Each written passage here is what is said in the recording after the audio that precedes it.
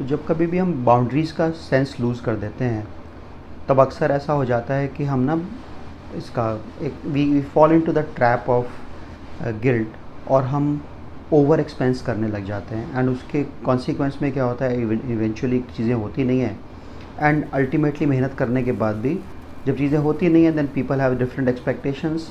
तो उसके बाद they start like they start complaining, and वो काफ़ी परेशानी भरा होता है हमारे सबके लिए।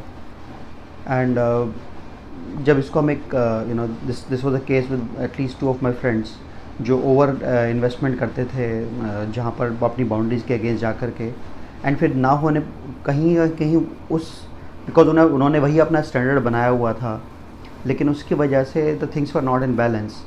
एंड फिर उसके बाद they were into getting into the complaint mode कि भाई मेरे अपने एफर्ट लगाने के बाद भी कुछ होता नहीं है। And when we started working together, they started realising कि कहाँ कहाँ जितना लेजिटिमेट है उससे ज़्यादा वो इन्वेस्टमेंट कर रहे हैं। तब धीरे धीरे धीरे धीरे and they started getting out of that mindset of guilt, and slowly इनकी चीज़ें बेटर होना शुरू हो गई। So my recommendation would be कि अगर किसी के साथ ऐसा चैलेंज है कि you are investing over into certain kind of transactions और सर्टेन काइंड ऑफ इंटरेक्शंस, तो उसमें एक बार अगर अपने आप को मॉनिटर करना शुरू कर दें कि कितना हम like whether we are going beyond the beyond what is necessary, beyond what is legitimate for that specific role that I am playing.